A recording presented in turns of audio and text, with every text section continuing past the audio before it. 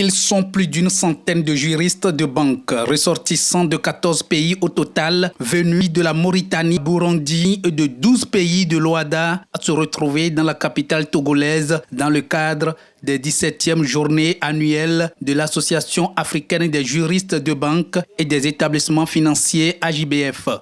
Ce fut une rencontre très positive qui a su par exemple démontrer l'œuvre qu'a entrepris ces juristes de banque qui se rencontrent annuellement. Nous avons saisi l'occasion de nous rencontrer parce que c'était un grand meeting africain où tous les banquiers, les juristes de banque se rencontrent. Et ça a été fructueux.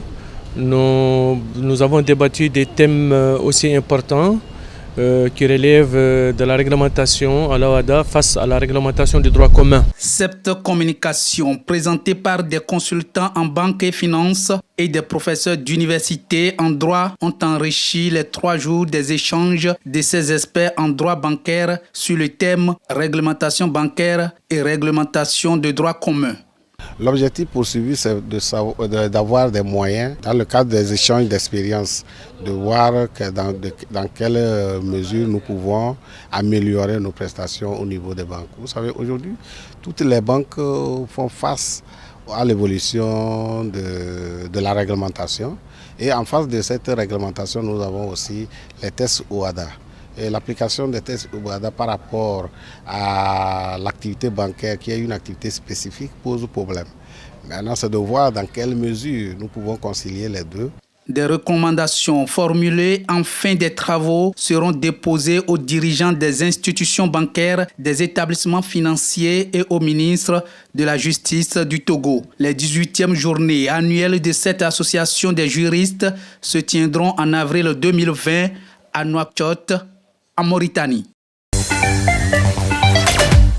Comme vous l'avez constaté, c'est une nouvelle saisie de la douane nigériane à la frontière bénino-nigériane à Seme-Boda, où cette opération s'est effectuée. Cette opération a permis aux agents de douane nigérianes de mettre la main sur plusieurs véhicules clandestinement qui cherchaient à faire leur entrée au Nigeria.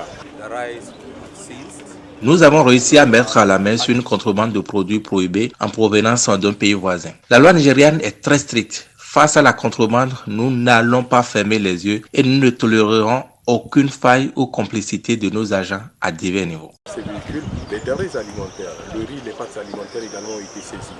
C'est l'occasion pour le contrôleur général de la douane nigériane, opération au niveau de Seme-Boda, contrôleur Obama de nous relater un peu l'importance de cette activité. Nous sommes à cheval avec un pays frère, le Bénin, avec lequel nous partageons le poste juste à poser de Seme. Nos pays sont régis par des lois. Je l'ai toujours dit, la douane reste et demeure un partenaire pour les commerçants. Et pour ce fait, je lance ce message à l'endroit des commerçants en leur disant le respect des lois dans leurs activités leur facilitera la vie de tous les jours avec moins de tracasseries douanières.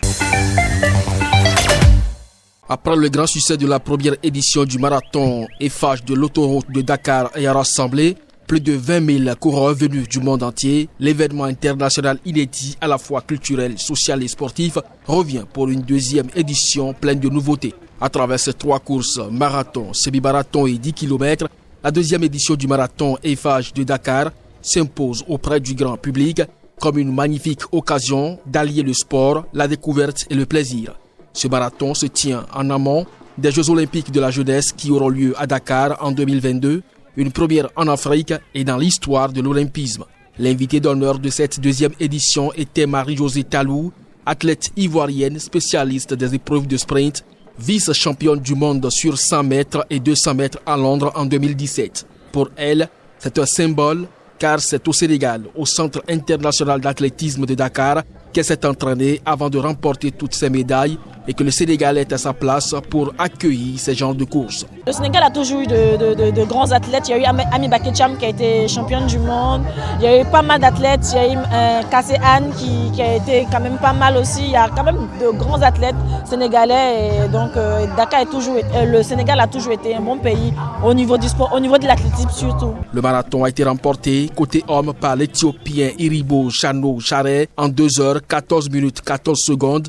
Talonné par l'Ougandais Alès Chesakit en 2 heures 16 minutes 05 secondes. Chez les femmes, c'est la Kenyane Salina Jebet qui est arrivée en première position en 2h43 minutes 16 secondes, suivie par une autre athlète kenyane, Zedi Jero Limo, en 2h44 minutes 7 secondes. En visite au Cap-Vert, le président équato-guinéen Teodoro Obiang Nguema a annoncé ce lundi qu'il soumettra bientôt au Parlement un projet de loi pour abolir la peine de mort. Cette décision a été prise pour satisfaire aux exigences de la communauté des pays de langue portugaise dont le pays est membre. La Guinée équatoriale a intégré en 2014 la communauté des pays de langue portugaise avec une feuille de route comprenant l'abolition de la peine de mort, toujours en vigueur dans ce pays dirigé depuis 1979 par Teodoro Obiang Nguema. Le Premier ministre portugais António Costa avait affirmé samedi à la télévision capverdienne que pour rester dans la CPLP, la Guinée équatoriale doit être dans un cadre commun qui ne comprend pas la peine de mort parce que les valeurs chères à l'organisme sont incompatibles avec cette pratique. Reste que la proposition du président Teodoro Obiang Nguema devra être approuvée par le Parlement où le parti au pouvoir est majoritaire. Les ONG et la communauté internationale s'inquiètent régulièrement du non-respect des droits de l'homme dans ce pays, malgré les démentis des autorités équato-guinéennes.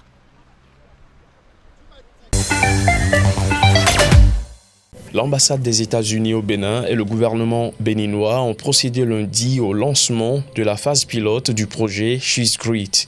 L'initiative parrainée par le département d'État américain et mise en œuvre par l'ONG américaine IRES vise à offrir aux jeunes filles scolarisées et déscolarisées des compétences et des opportunités en matière de STEM, entendez sciences, technologies, ingénierie, arts et mathématiques.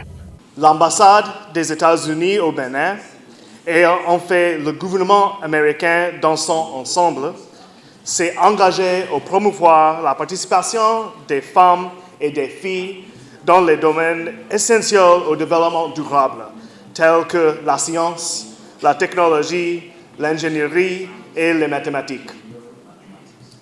En formant des jeunes femmes dans ces domaines cruciaux, nous leur donnons les compétences nécessaires pour réussir à l'avenir. Cette initiative est un projet pilote pour un programme beaucoup plus vaste à venir cet été, qui formera encore plus de jeunes femmes et filles et des garçons également dans les domaines de STEM. Je ne vais plus revenir sur la pertinence de ce programme, que ce soit la phase pilote ou la phase plus élargie qui aura lieu après.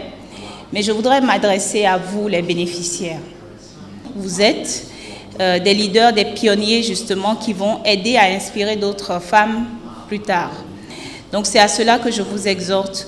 Je vous exhorte à suivre avec beaucoup d'attention tout ce qui va se passer durant ces jours d'apprentissage et d'échange que vous aurez. Et sachez qu'au niveau du ministère de l'économie numérique et de la communication, eh bien, nous sommes disposés, nous sommes disponibles à vous accompagner dans cette démarche-là. L'objectif général du projet est de veiller à ce que les jeunes femmes et les filles soient autonomes sur les plans économiques et sociaux et aient accès à la formation professionnelle, à l'information et aux technologies, favorisant ainsi le développement, la sécurité et la prospérité à l'échelle mondiale. Cette phase pilote du projet va connaître la participation d'une vingtaine de jeunes élèves dont l'âge est compris entre 12 et 15 ans. Ils ont été sélectionnés dans des écoles secondaires, aussi bien publiques que privées, de 3 départements sur les 12 que compte le pays. Cette initiative vise à améliorer la qualité de l'éducation en République centrafricaine pour la période 2019 à 2021. Il s'agit de construire au moins 1000 salles de classe dans les zones affectées par le conflit. Ce programme est destiné à financer des situations d'urgence qui affectent notre système éducatif. Nous savons tous que compte tenu de la crise que notre pays a vécue, il y a des enfants dont le cursus scolaire a été interrompu, il y a des enfants qui quittent précocement notre système éducatif. Alors, grâce à ce financement, grâce à ce programme, nous comptons par exemple trouver des solutions au travers de programmes d'éducation alternative. À vrai dire, l'idée c'est d'offrir un environnement sécurisé aux enfants afin de les maintenir à l'école pendant les heures de classe. Le coût du programme est estimé à près de 20 millions de dollars américains étalés sur 3 années. En dehors du financement Education Cannot Wait qui participe à la mise en œuvre du programme pluriannuel de résilience, nous avons également d'autres interventions au sein du système éducatif. Par exemple, le projet d'urgence de soutien à l'éducation de base, par exemple le programme de transition du système éducatif qui est financé par d'autres partenaires. Outre l'UNICEF, plusieurs agences internationales et les ONG opérant dans le secteur de l'éducation participent à la mise en œuvre du programme. Le gouvernement va solliciter l'appui de la mission des Nations Unies en Centrafrique, MINUSCA, pour sécuriser les établissements scolaires dans les zones de conflit.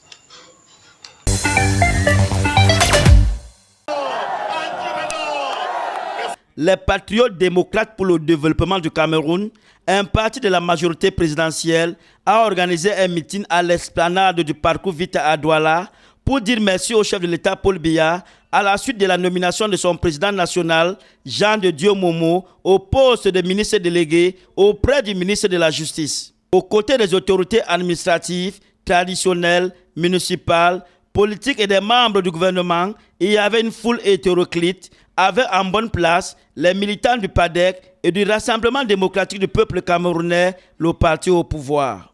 Et toute la population de Douala 5e, Douala 3e, Douala 4e, qui est derrière le ministre Momo, qui est venu dire merci au président de la République pour cette nomination. Donc c'est toute la population du PADEC qui est dans la fête.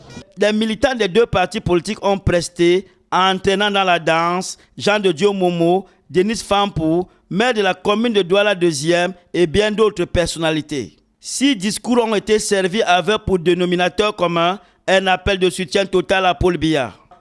Dans son discours inaugural, l'homme de droit s'est mis en avocat du président de la République, expliquant que ce dernier ne peut pas satisfaire tous les Camerounais.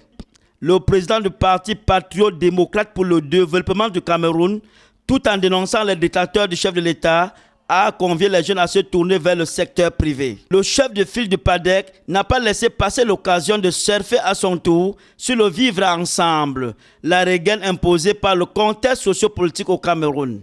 Dans cette offensive contre les discours haineux, Laurent Esso, ministre de la Justice et coordonnateur départemental du RDPC dans le Vori, a apporté sa pierre à l'édifice.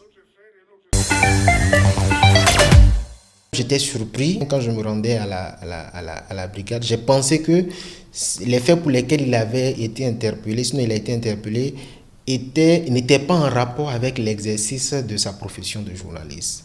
Malheureusement, je confirme que ce sont des faits qui sont en rapport avec son activité de journaliste. Donc, ce sont des articles de journaux qui sont en cause. Il a été interpellé à son domicile pendant qu'il était avec sa famille. Je regrette qu'il ait été interpellé sans même qu'au préalable, on lui ait donné la chance de prouver sa bonne foi. M. Kazmik Pedjo est un journaliste bien connu de la place, qui n'a pas d'antécédent judiciaire.